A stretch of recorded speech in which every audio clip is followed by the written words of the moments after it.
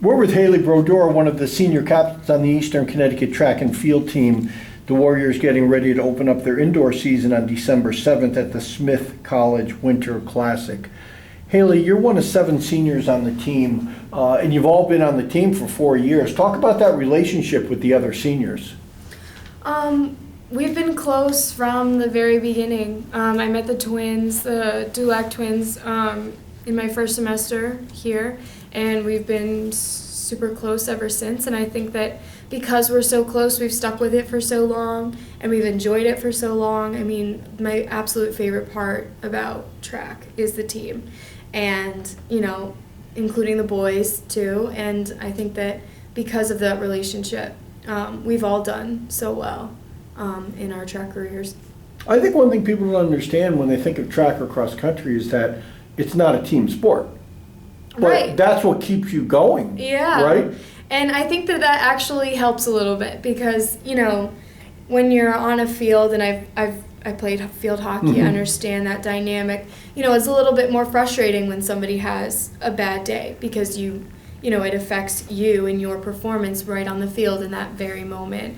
But for me, if, you know, I get 6th in the 400 instead of 1st, which is where I was seated, you know, the girls understand my frustration. They say, you know, they help me. They said, I'm so sorry, you know, You'll do better next time. Don't worry about it, you know, because you can't see that in black and white. It didn't affect their race. You know, their race is not going to affect mine. That's but, right. You know, at the same time, when those points lack, someone will pick it up for me. And, you know, that's something that I can count on with my team, and it's amazing. And I know the teamwork part of it is something you like, but I always get the feeling with you, you're somewhat sort of an independent person in that it seems like you want to completely control your own destiny, which is probably why you're in track. I do. A little bit of a control freak. Yeah. But you don't want to have someone else to blame if you don't do your job. Exactly. And, you know, some things you have to take in your own hands. You have to take your diet in your own hands. You have to take some training in your own hands. You know, nobody wants to wake up on Saturday and train extra. But that's something that you have to do if you want to be successful. You know, going into the weight room, this year it's a little bit different because of the attendance policy. But, you know, last year, if you wanted to go in the weight room, you had to make that happen yourself. And, you know, I developed that relationship with a strength coach, and I think that because I have that kind of control, that's what I love so much about track.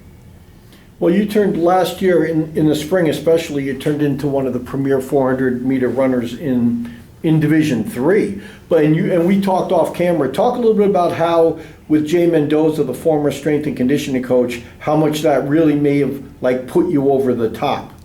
I just didn't take strength and conditioning seriously before I met Jay. He really, you know, he helped me out. You know, when I came back on a Monday from having a meet on Saturday, you know, he would already know my time. He would already know how I did. And, you know, sometimes he was like, don't worry, I watched it on the live stream, you know. So, and he was like, this is what worked.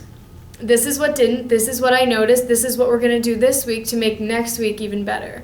You know, and if I came through with a breakthrough, you know, he was like, well, let's look back at what we did last week. You know, let's look and see what worked. And, you know, he took my training just as seriously as any of my other coaches took my training. And, you know, I think that that's what set me apart and what really had a big impact on my season last year. At what point did you realize last year, Hayley, that, hey, you could do something special in the 400? Was there a certain point where it sort of came home to you? There was, and it was the UMass Dartmouth meet in outdoor. I shaved off 3 seconds in 1 week, and that was something that I just never thought I ever could do.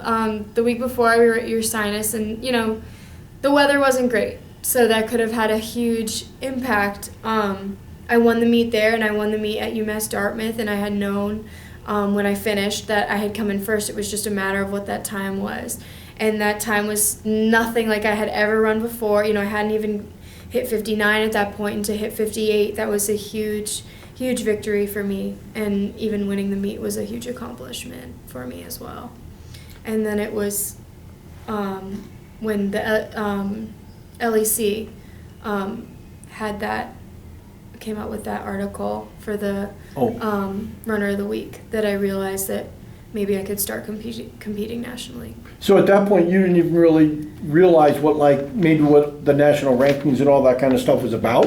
No, and I didn't even know what it took to go to nationals. I didn't know you had to be top 22. I didn't know anything about that. It wasn't until I read the article on myself that I realized that I was nationally ranked, and that was huge. It was such a great moment for me, and that's when I started asking questions to my coach, and there were a lot of questions. That's pretty good. That's pretty good for a 200-meter runner. Yeah, right. Especially. I mean, that I was didn't going to be belong your there. thing, Yeah. right? The 200 was supposed to be my race, and I started to get really frustrated with it.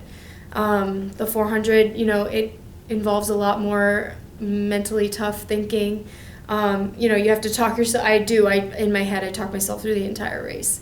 Even when I hit the 200-meter mark, I'm always like, yeah, this is the 200, you can do this in your sleep, So that was big, especially because I thought if I was going to get that far, I would be getting there in the 200 with the 200. When you step to the starting line of the 400, you must be saying, I'm going to be in a lot of pain for the next minute. I right? do, and I say it's only a minute, Yeah. and you can do anything for a minute. Yeah. But when you cross that finish line, you see that time, it's all worth it, for sure. Is there any strategy involved in 400? I know mentally is a big part of it, but is it pretty much just all-out sprinting for a minute? So actually, we figured out last year that if I was going to improve at all, I had to start going all out. At first I was being paced. My coach was like, you should go out hard, then you should settle in, and then you should bring it home. And then we realized that no matter what, I'm going to be in a lot of pain at the end. So I might as well start off just as fast as I'm going to finish. And it worked. Coach Morgan, the former UConn coach who we're so lucky to have, told me that. He was like, listen, you got to stop. Just go all out and just see what happens. And, that was huge advice for me, especially before the New England meet. So. Isn't a 400 a kind of thing where unless you're completely in great shape and completely flexible, that you could easily just pull a muscle? Yeah. Because you're going so hard. Absolutely, especially in the winter. Yeah. It gets really God. cold, and that can happen. But I see that more happening in the 60-meter or the 100-meter dash. Yeah. Definitely. We saw that even on our teams. I've seen it over the past 4 years at times. And you just have to be careful. You have to warm up. I warm up for an hour before my race, before the 400. Where does the 400 usually land in a meet? Is it like a third of the way through? It's right in the middle. So, my coach, sometimes puts me in the 100 as a warm-up or in the 4x1, which I love. I love those races. I used to do those a lot. And just to get my muscles, warmed up and be like, this is what we're doing today, so get ready, Yeah. And then the 400 comes usually in the middle, but I always give myself an hour for the 400 to warm up so that I stay as injury-free as I can. Talk about your competition with Trinity Hayes. Does that name ring a bell? Yes. I mean, indoors you were separated by a half a second in the Little East, and then outdoors you were separated by half a second. You won one, she won one. Yeah. That name will stay with me forever. I won outdoor and she won indoor, and I have nothing but good things to say about her. She's an incredible runner, and she really made me, wake up and be like, this is a freshman, hello, start training, get ready, this is what you're up against. Because Rick has those twins who did graduate this year, thank goodness. But they have always been fast, but I just wasn't expecting them to bring up a freshman that was so good. But she pushed me, and after the indoor meet and the conferences, I was like, there it is, that's my competition, that's my goal for outdoor, and I ended up exceeding it, so that was great. The thing that it looked like is that when she beat you by a half a second, I think, unless you ran the relay, that was your only race that day. But when you beat her outdoors, you had also run the 200. I don't know which came first. You run the 400 I first? ran the 400 and then I ran the 4x4, and that Afterwards, was it. yeah. Yeah. So, Outdoors was the 200 run before the 400? No. Oh, it was after? It was after, Okay. yeah. And coach even held me out of the 4x1 that day. just to get me completely ready. I don't know if there was a correlation there with that. In terms of the 200, we were trying to qualify me for New England's. I ended up being I see. a hundredth of a second off. But no, I don't think that there was a huge correlation there in terms of running extra races and stuff, especially if it comes after the 400. I end up being okay. Yeah, right. But before the 400, I really have to be careful on what I'm running. Yeah. Mm-hmm. You came so close to breaking the Eastern record in the 400, which has been, I believe, it was set in the 80s in the Nationals. Is that something that could be a personal goal? Well, I'm sure you have two personal goals for this year, to break that record and to go to the Nationals? Yeah, Nationals is my ultimate goal. I feel that if I qualify for Nationals, the rest will fall into place.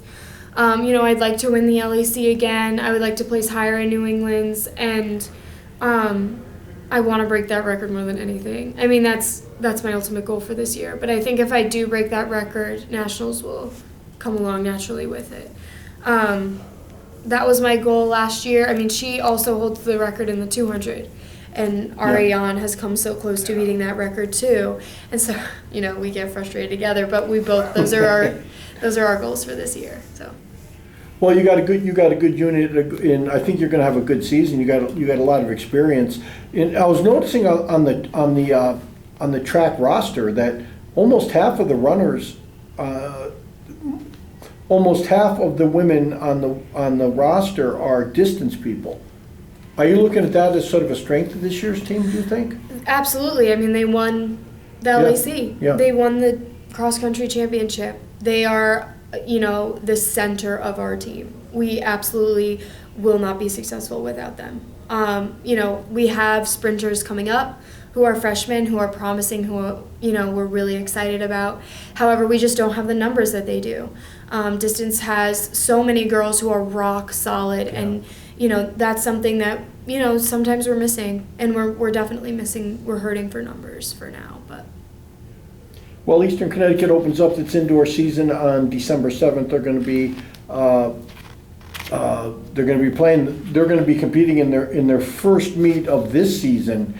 They're going to be at the Smith College Winter Classic. So Hayley, thanks for being with me, and good luck indoor and outdoor. Thank you so much.